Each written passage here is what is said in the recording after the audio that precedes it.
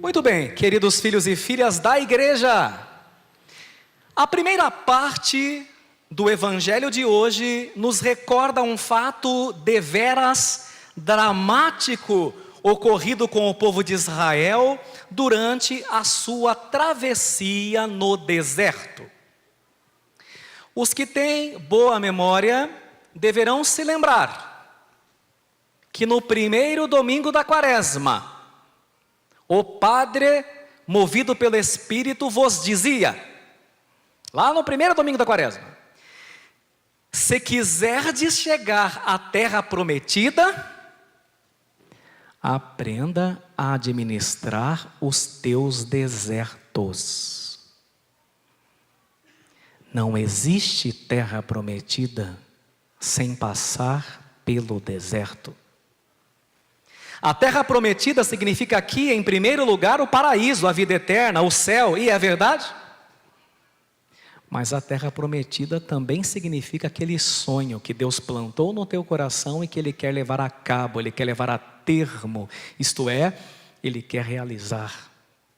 Alguns dos senhores e senhoras têm vontade de abrir um negócio, né? Outros têm vontade de ter um bom relacionamento, mas até hoje só entrou curva de rio, não é verdade? Tem que se benzer, tomar banho de água benta, né? Para parar de pegar enrosco, né? Alguns de vocês têm a vontade de serem pais e serem mães, né? O nosso seminarista, Márcio, quer ser padre, e se Deus quiser será um bom padre. Quantos sonhos nós temos, na verdade? Nós podemos dizer que esse sonho que a gente tem e que Deus plantou em nós é nossa terra prometida.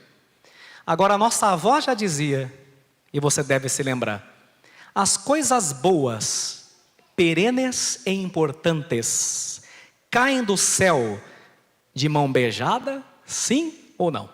Não. Deus te abençoa. Agora eu vou ficar com essa câmera aqui. Deus te abençoa, é verdade. É verdade. Mas Deus quer que você faça a sua parte. Ele nos diz assim: se você trouxer a mim a tua água, eu lhe devolvo o vinho, mas você precisa fazer a sua parte. O Deus que levantou Lázaro, que cheirava mal há 4 dias, pediu 2 favores aos homens. O primeiro, rola a pedra. E depois ressuscitou o segundo. Qual foi o segundo? Desatai-o e deixai-o andar. Ué, aquele ressuscitou o defunto, não rola a pedra? Sim ou não? Claro. Não desata o morto? Sim ou não? Sim. Mas Deus não faz aquilo que está ao seu alcance, porque atravessando o deserto é que você se desenvolve, se aprimora e faz brotar as potencialidades que estão dormentes em você. Então, meu filho e minha filha, né? Se você quer realizar um grande sonho, aprenda a atravessar o deserto. Tirar carta não é cansativo? Fica lá escutando aquele negócio lá, acho que chama CFC, né? Centro de Formação de Condutores. Escutando aquele monte de aula, decorando placa, lendo aquele livrinho fatídico e enfadonho, né? Mas precisa, é necessário, senão nós vamos ser motoristas incompetentes, né? Depois ficar lá no Vanelville ou no Ouro Fino, né? Fazendo baliza com cabo de vassoura, que eu nunca entendi aquilo, né? Até hoje eu não sei estacionar, glória a Deus. Mas para você ver, né? Passei na graça, na misericórdia. Eu já contei para vocês, quando eu cheguei no final do exame, eu reprovei a primeira, né? Na segunda o homem olhou bem para mim e falou assim: você vai ser padre mesmo? Eu falei: o que tem a ver com o exame? Eu falei: eu vou. Tá, então você passou. Mas eu só peço favor, não espalhem isso, tá, gente? Guardem para vocês. Mas muito bem. Ok, então veja, se você quiser, veja que eu não estou aqui falando mal disso, não estou falando isso. Falando que é necessário. Se você quer passar na faculdade, são noites em claro. Quer passar num concurso público, seus amigos estão na balada, festejando, e você lá de madrugada, café preto, pó de guaraná, energético, Red Bull, para poder estudar. E aí os seus amigos ainda te provocam, mandam um selfie: ó, nós no rolê, ó, você não vem? Você fala: estou morrendo de vontade de ir, mas não devo, porque se eu quiser a minha terra prometida, eu tenho que atravessar o meu deserto. Porque Deus pode fazer você passar, mas estudar cabe a você. Entenderam bem? Ontem eu vi um vídeo na internet que eu juro para vocês que eu pensei que era meme. Mas não é. Eu fiquei chocado. Uma certa seita religiosa, que se diz cristã, onde um líder religioso chama os gordinhos e as gordinhas. Bota a mão e faz oração para queimar a gordura. Eu falei, eu acho que é piada. Depois eu fui ver, não é. E o mais interessante é a legenda dos brasileiros, né? Uma pessoa colocou assim, não ria da fé dos outros. Eu falei, fica difícil. A outra colocou assim embaixo, e você não acredita que Deus pode queimar as gorduras? Eu falei, pode. Mas Ele prefere que você feche a boca e faça exercício. Não é verdade? Faça a sua parte, né? Que cômodo, né? Eu fico lá dormindo, comendo, feito um condenado, abrindo a geladeira às 3 da manhã. Oração para emagrecimento. Pelo amor de Deus, né? Então, se você quer chegar à terra prometida, aprenda, parece piada, mas não é. Aprenda a administrar os teus desertos.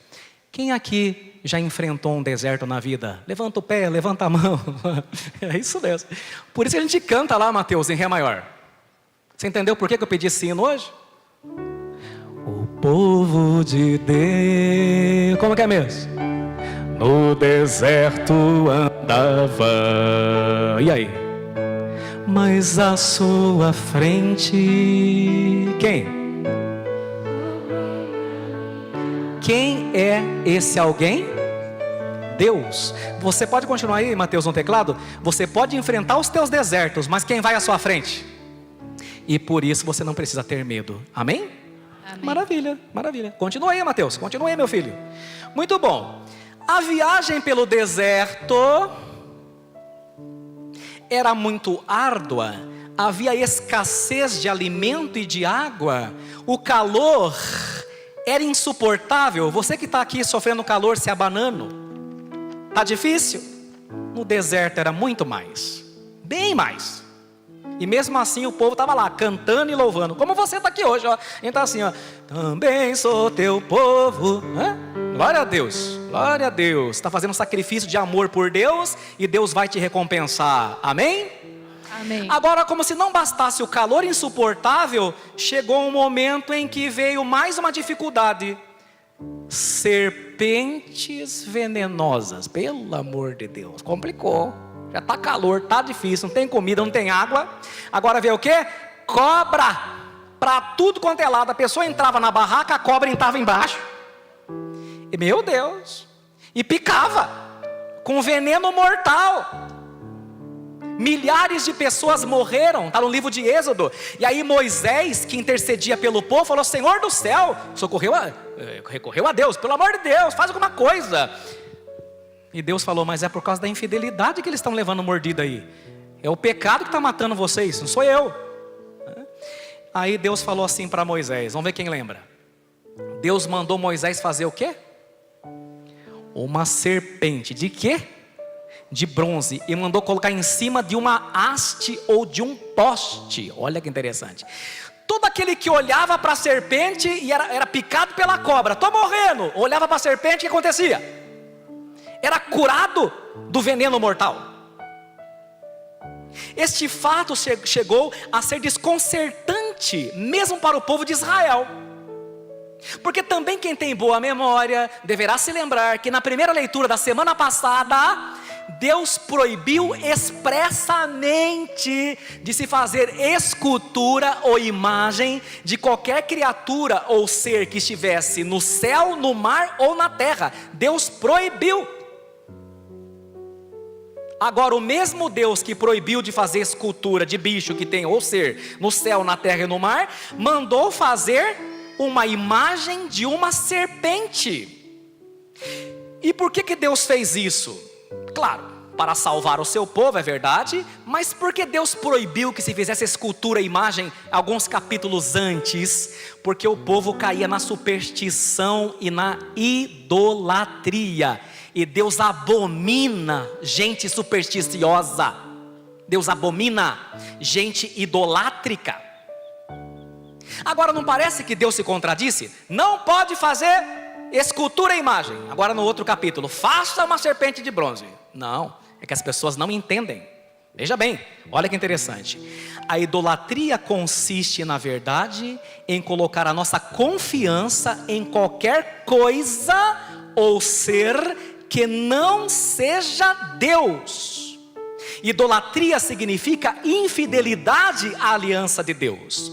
Foi por causa da infidelidade que o povo da primeira leitura foi parar no exílio e virou escravo do rei persa. E é interessante, na primeira leitura o povo ficou exilado na Babilônia. Por causa de quê? Da infidelidade. Por causa de quê? Da idolatria. Então preste atenção numa coisa. Quem leu a Bíblia sabe, mas tem muita gente que não lê, né? A Bíblia diz que Deus tem ciúmes de você. Está lá. Ele falou: eu sou um Deus ciumento. No livro de Oséias e Amós diz que quando você confia numa pessoa, numa coisa e não nele, Deus se sente um marido traído. Está na palavra. Vou explicar bem clarinho caso alguém não entenda. Quando uma pessoa lê horóscopo para saber o que vai acontecer amanhã, Deus fica muito chateado e enciumado. Por quê? Por dois motivos. Primeiro, você acreditou que os astros governam a sua vida, e os astros são criaturas. Você confiou na criatura e não no... Segunda, você quer saber o que vai acontecer amanhã, porque você não confia na providência divina. Deus fala assim: puxa vida, tudo que eu fiz, meu filho morreu na cruz por ele e por ela, mas ele e ela ainda não confiam em mim. Você entendeu? Quando você é daqueles e daquelas que na virada do ano pula 7 ondas, bota 3 sementinhas de uva na carteira, para não faltar dinheiro, Deus fala: não acredita. Ela acredita na semente, não acredita em mim. Está entendendo? Ela acredita na criatura que eu fiz, não em mim que sou o Criador. Um dia eu fui benzer uma casa, cheguei lá, encontrei na porta uma ferradura. Eu queria averiguar se é por enfeite. Se for por enfeite, pode, mas se for por superstição, não pode. Então depois, como quem não quer nada, a ferradura. Meu pai colocou aí para sempre ter sorte. Eu falei: se ferradura desse sorte, cavalo não puxava a carroça, né? Tem aqueles que põem uma planta de comigo ninguém pode na entrada da casa lotérica. Arruda e folha de louro para espantar o mal olhado. Deus fala: meu Deus, eu fiz a planta, ela acredita na planta, não acredita em mim.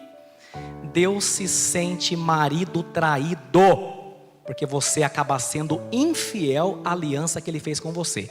Isso se chama, só tem um nome, sabe como? Idolatria, que é o mesmo que infidelidade. Você entendeu bem? Termina o relacionamento, onde que ela vai? Na cartomante, vê tarô. Vai pedir para a cigana do terminal Santo Antônio ler a mão dela, né? E coisas do gênero. Você confia no homem, mas você não confia em Deus. Idolatria é quando você coloca essa confiança em sua vida nas mãos de algo ou alguém que não é Deus. Mais um exemplo. Quando você se apaixona, quem não sabe, fique sabendo que na neurociência a paixão é considerada uma espécie de demência. Por quê? Porque quando você está apaixonado, você não enxerga defeito. Apaixonar-se é criar uma religião com um Deus falível. Não é verdade? Quando você ama é outra coisa. Aí você enxerga defeito. A gente cresceu escutando: o amor é... Mentira, não é o amor que é cego. Cego é a paixão. O amor você enxerga defeitos, porque sabe que a pessoa não é Deus. Quando você coloca uma pessoa, se apaixona por ela, acha ela perfeita, para de rezar, para de ir na missa, para de seguir a Deus por causa da pessoa, você também está cometendo o pecado da idolatria. Entenderam bem?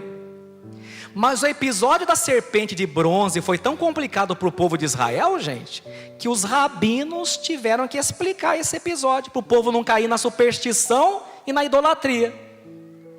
Tem gente que faz superstição até com escapular e terço.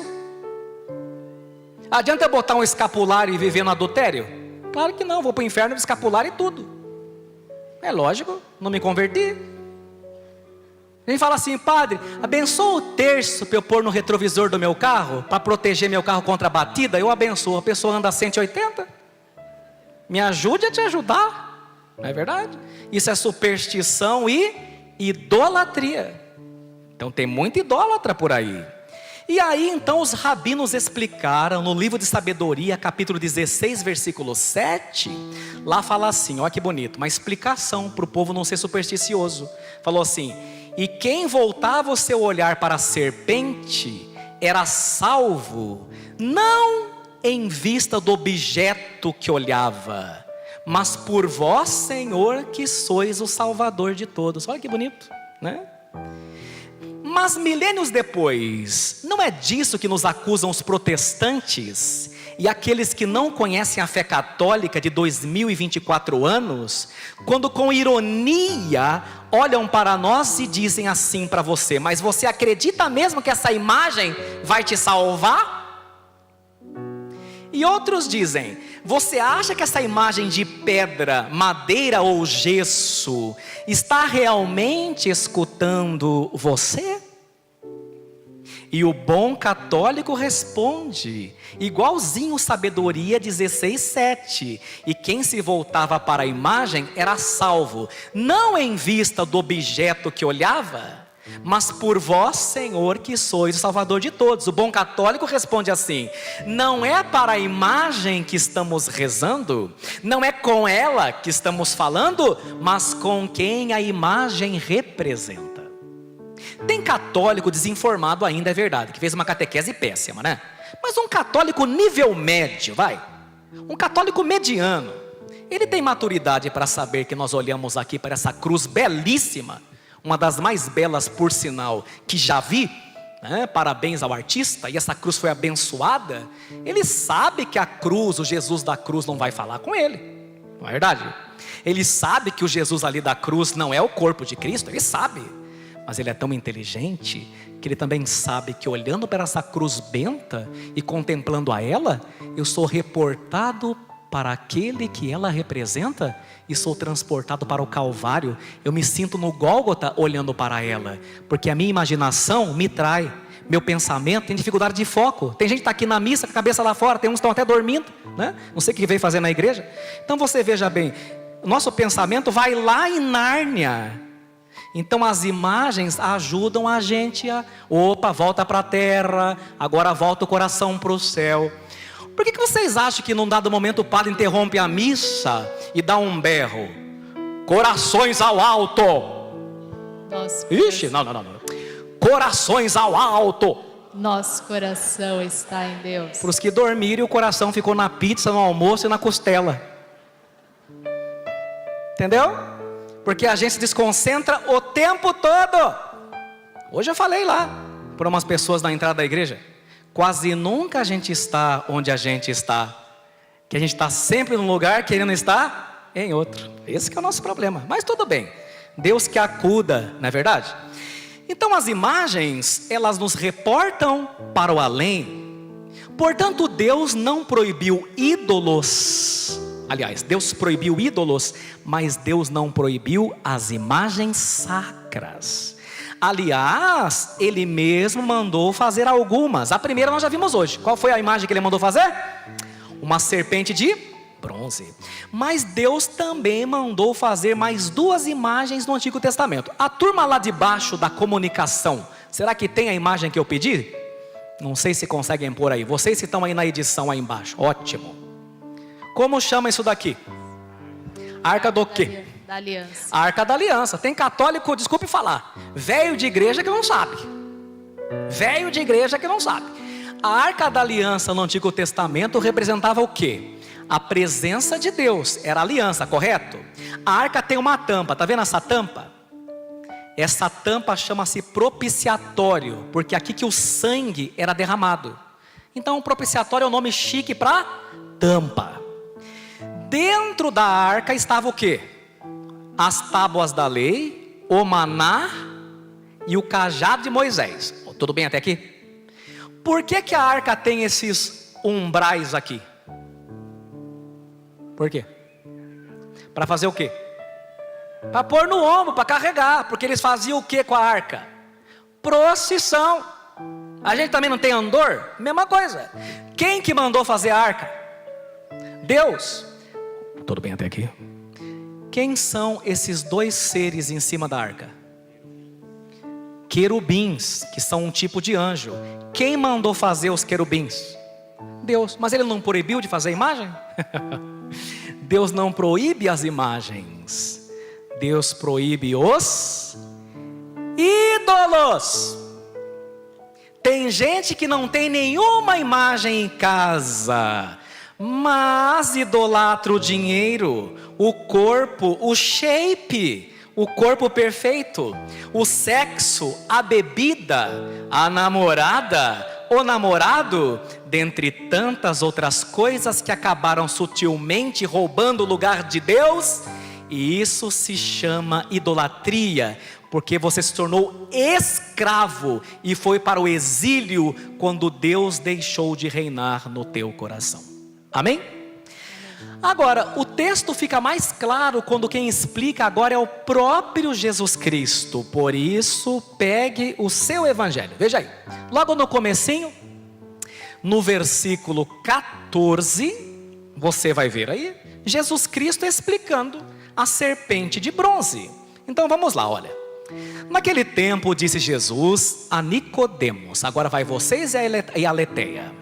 Do mesmo modo como Moisés levantou a serpente no deserto, assim é necessário que o Filho do Homem seja levantado. Para quê? Para que todos os que nele crerem tenham a vida eterna. Ok. Então agora vamos ver quem está esperto. Quem são nossos primeiros pais no paraíso? Adão e Eva. O coisa ruim entrou lá disfarçado de um bicho. Qual era o bicho? Está batendo as informações? A serpente apareceu escondida num negócio. Que negócio que é? Árvore. Quando o povo começou a morrer de picada de serpente, Deus mandou fazer o quê? Serpente. Botou ela em cima do quê? De uma haste, de um toco. Da onde que vem o toco? Da árvore. Ok? Agora, na crucificação de nosso Senhor Jesus Cristo, a árvore, de que material é feita a árvore? Aliás, essa daqui é madeira de lei. Essa daqui da Santa Filomena é madeira de lei. Pesa pra caramba. De que material é feita a cruz? De árvore. Mas não é mais uma serpente que está lá em cima. É o próprio? Exatamente. Vocês entenderam? Deus é tão inteligente que ele falou assim: Satanás, você pensa que você venceu? Eu vou acabar com a sua raça com o mesmo golpe que você me deu. Ipsi venena bibas. Bebe tu mesmo dos teus venenos. Ficou claro? E agora estamos indo para o final. Se outrora aquele que era mordido estava com veneno em seu corpo, ao olhar para a serpente de bronze era curado e salvo da morte, assim também nós, envenenados pelo veneno mortal do pecado, porque São Paulo vai dizer na carta aos Romanos que o salário do pecado é a morte. Ao olharmos para a cruz de Jesus e sermos banhados pelo sangue do Cordeiro, nós somos salvos desse veneno de morte e curados. A imagem de bronze da serpente era só um sinal de cura, mas a serpente de bronze não tinha o veneno da cobra. Cristo assume a carne e os pecados do homem sem nunca jamais ter pecado, mas naquele momento na cruz Jesus absorve todo o veneno inoculado na humanidade e aniquila, neutralizando com seu sangue preciosíssimo, como uma espécie de soro antiofídico, o veneno que nos leva à morte eterna. O Catecismo da Igreja Católica, no parágrafo 616, vai dizer: nenhum homem, ainda que fosse o mais santo, estava em condições de tomar sobre si os pecados de todos os homens e de se oferecer em sacrifício por todos. Ninguém era capaz disso. Só Jesus consegue receber o veneno e não morrer. Por isso a palavra diz: não era possível que a morte o aprisionasse. E aqui tem algo muito interessante que eu vou dizer, porque muita gente não sabe. Os soros antiofídicos são produzidos a partir do veneno da própria cobra. Se você for picado por uma cobra, o Instituto Butantan vai ter que descobrir que cobra te picou, para fazer o remédio para você a partir do veneno da cobra. Como que o soro antiofídico é feito? Você tira o veneno da cobra para produzir o soro. Depois esse veneno é inoculado em um animal. Qual animal? Muita gente não sabe. O cavalo. O cavalo. Então eles pegam o veneno da cobra, inocula no cavalo, porque o cavalo produz anticorpos contra esse antígeno. Os animais são inoculados com múltiplas doses do veneno, a fim de criar uma resposta imunológica que produz anticorpos neutralizantes contra as toxinas do veneno. Agora preste bem atenção no final da pregação. Alguns quadrúpedes, não todos, são imunes ao veneno das serpentes, além dos cavalos, dentre eles a ovelha. Como que é o nome do filhote da ovelha? Cordeiro. Vocês estão começando a ligar os pontos? Então agora eu quero que bote aí na televisão a imagem que eu pedi. Estão vendo o cordeirinho aí? E a cobra picando o cordeiro? Agora escuta o relato do fazendeiro. Uma cascavel picou, pode deixar a imagem aí. Uma cascavel picou uma das minhas ovelhas na cara há aproximadamente uma semana. Uma cobra mortal que vivia ao nosso derredor. A cara da ovelha inchou e parecia estar muito dolorido para ela. Aí eu te pergunto, Jesus sentiu dor na cruz, sim ou não? Sim. Muita dor. Pode voltar a imagem aqui para mim? Depois a gente volta de novo. Mas a velha cascavel não sabia do tipo de sangue que flui na ovelha. O soro antiofídico é frequentemente feito com sangue de ovelhas na nossa região. A ovelha inchou por aproximadamente 2 ou 3 dias. Mas o sangue da ovelha destruiu o veneno da cobra. E o fazendeiro disse: eu fiquei preocupado, mas a ovelha parecia nem se importar. Ela continuou comendo, bebendo, continuou andando, porque parece que instintivamente ela sabia que estava bem. Agora escuta. As serpentes do deserto dessa vida irão frequentemente nos alcançar e até nos morder. Porque quando você batizado comete um pecado grave, você já foi picado e vai morrer. E qual morte? A morte eterna. As serpentes se aproximam de nós, nos picam e injetam seu veneno em nós. Mas elas não conseguem vencer o sangue do Cordeiro de Deus que tira o pecado do mundo e do aguilhão da morte. Meu filho e minha filha têm uma mensagem para você. Não se preocupe com a serpente ou com a sua mordida. Apenas cuide para que o sangue do Cordeiro esteja fluindo pelas suas veias, sobretudo na Santíssima Eucaristia. A cada domingo que você vem à missa e comunga o sangue de Cristo, você está sendo hiperimunizado contra o veneno do mal, contra a morte eterna. Este sangue neutraliza o poder do mal e da morte em nossas vidas, porque de fato nesse sangue há poder. E aí fica claro o que São Paulo falou para nós na segunda leitura. Olha aí, no versículo 4 da segunda leitura. Veja aí, segunda leitura, versículo 4. Irmãos, Deus é rico em misericórdia, por causa do grande amor com que nos amou. Agora leia você. Quando estávamos mortos por causa das nossas faltas, Ele nos deu a vida com Cristo. E é por graça que vós sois salvos. E no Evangelho ficou mais claro ainda. Veja aí no seu Evangelho, versículo 17 e 18. De fato, Deus não enviou seu Filho ao mundo para condenar o mundo, mas para que o mundo seja salvo por ele. E agora vocês, o 18. Quem nele crê não é condenado, mas quem não crê já está condenado, porque não acreditou no nome do Filho unigênito. Portanto, qual é o conselho que eu tenho para vocês? Não tenham medo da serpente, se você tem andado com o Cordeiro, porque o sangue do Cordeiro neutraliza o veneno da serpente. Assim seja. Amém. Amém. Também sou teu povo, Senhor, e estou nesta estrada. Somente a tua graça me basta e mais nada.